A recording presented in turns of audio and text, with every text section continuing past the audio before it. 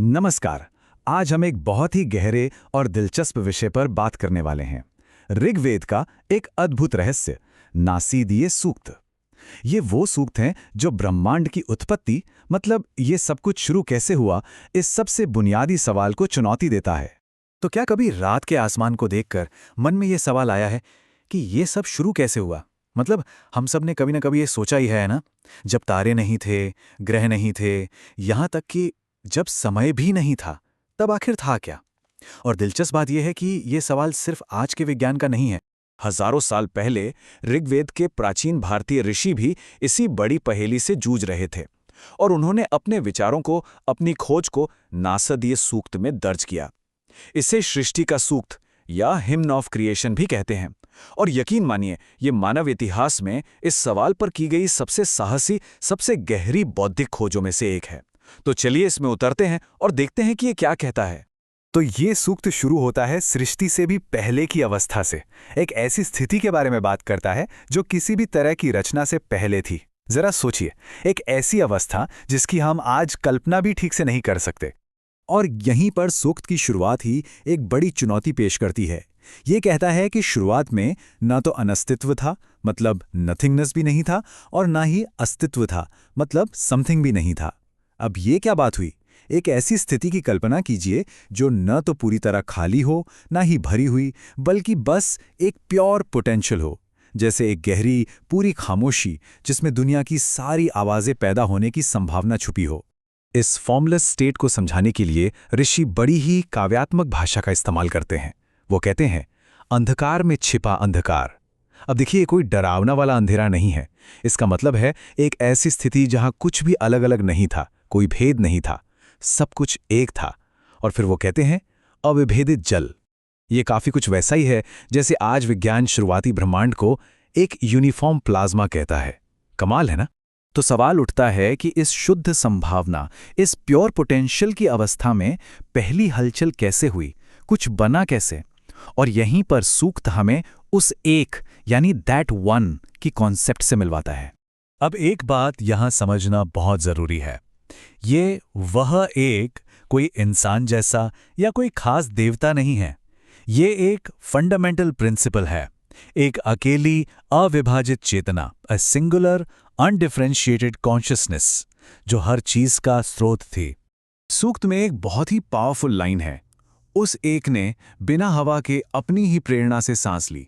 सोचिए जरा, बिना हवा के सांस लेना, ये तो बिल्कुल रिवॉल्यूशनरी बात है। इसका मतलब है कि ये चेतना फिजिकल लॉज, यानी भौतिक नियमों से भी परे थी। ये इस ओर इशारा करता है कि चेतना मैटर, टाइम और स्पेस से भी पहले थी, कि शायद ये ब्रह्मांड सिर्फ कणों का एक ढेर नहीं है, बल्कि शुद्ध चेतना का ही एक रूप है, एक एक्सप्रेशन है। तो फिर सवाल है, इस चेतना से ये पूरी सृष्टि बनी कैसे? सूक्त कहता है, ये हुआ इच्छा या काम के जरिए। लेकिन रुकिए, ये हमारी आपकी तरह की कोई वर्ल्डली डिजायर नहीं थी। ये एक फंडामेंटल कॉस्मिक इंपल्स था। मतलब ठहराव से गति की ओर जाने का आवेग, अव्यक्त से व्यक्त होने का आवेग, मानो जैसे ब्रह्मांड की खुद को प्रकट करने की एक चाह। और इसी चाह ने पूरी क्रिएशन की प्रोसेस को शुरू कर दिया। चलिए अब सूक्त के उस हिस्से की तरफ बढ़ते हैं जो इसे सच में असाधारण बनाता है। एक ऐसा हिस्सा जो कोई आसान सा जवाब नहीं देता, बल्कि एक और भी गहरा सवाल खड़ा कर देता है। तो अंतिम जवाब क्या है? हजारों सालों से जो सवाल पूछा जा रहा है कि आखिर ये सब कुछ आया कहां से, नासदीय सूक्त इसका क्या जवाब देता है? और यहीं आता है नासदीय सूक्त का क्लाइमैक्स। सूक्त कहता है, वास्तव में कौन जानता है?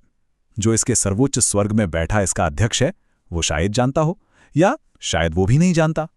सोचिए, एक पक्का जवाब देने की जगह ये एक विनम्र स्वीकारोक्ति है कि शायद ये परम सत्य किसी के लिए भी जानना मुमकिन ना हो, यहां तक कि सबसे ऊपर बैठे अध्यक्ष के लिए भी नहीं। तो असली बात यह है कि ये न जानना कोई अज्ञानता नहीं है, बल्कि ये तो बहुत गहरे ज्ञान की निशानी है। ये है बौद्धिक विनम्रता, इंटेलेक्चुअल ह्यूमिलिटी। ये सिखाता है कि रहस्य कोई कमजोरी नहीं, बल्कि गहराई है। और यही सोच हमें हमेशा सवाल पूछते रहने के लिए, अपनी जानकारी की सीमाओं को मानने के लिए और इस ब्रह्मांड के प्रति एक आश्चर्य का भाव, एक सेंस ऑफ वंडर बनाए रखने के लिए प्रेरित करती है। अच्छा, तो अब कुछ आम सवालों पर भी नजर डाल लेते हैं जो अक्सर इस सूक्त के बारे में पूछे जाते हैं। इससे कॉन्सेप्ट्स और भी क्लियर हो जाएंगे। एक सवाल जो हमेशा उठता है वो ये है कि क्या नासदीय सूक्त और आज के आधुनिक विज्ञान के बीच कोई समानता है? क्या हजारों साल पुरानी ये फिलॉसफी आज की साइंस से कहीं मिलती-जुलती है? और हैरानी की बात है कि हाँ, काफी समानताएं हैं। देखिए, सूक्त में जो सृष्टि से पहले की अवस्था बताई गई है, ना अस्तित्व ना अनस्तित्व, वो आज की बिग बैंग थियरी के सिंगुलैरिटी के कॉन्सेप्ट के बहुत बहुत करीब है। फिर वो अविभेदित जल वाली बात, वो भी तो शुरुआती ब्रह्मांड के यूनिफॉर्म प्लाज्मा जैसी ही है। और सबसे बड़ी बात, सवाल पूछते रहने पर जो जोर है, वही तो साइंटिफिक स्पिरिट की जड़ है ना? एक और बहुत अच्छा सवाल कि अगर प्राचीन ऋषियों के पास हमारी तरह टेलीस्कोप या कोई और टेक्नोलॉजी नहीं थी तो उन्हें ये सब पता कैसे चला? ये इतना गहरा ज्ञान उन्हें मिला कहाँ से?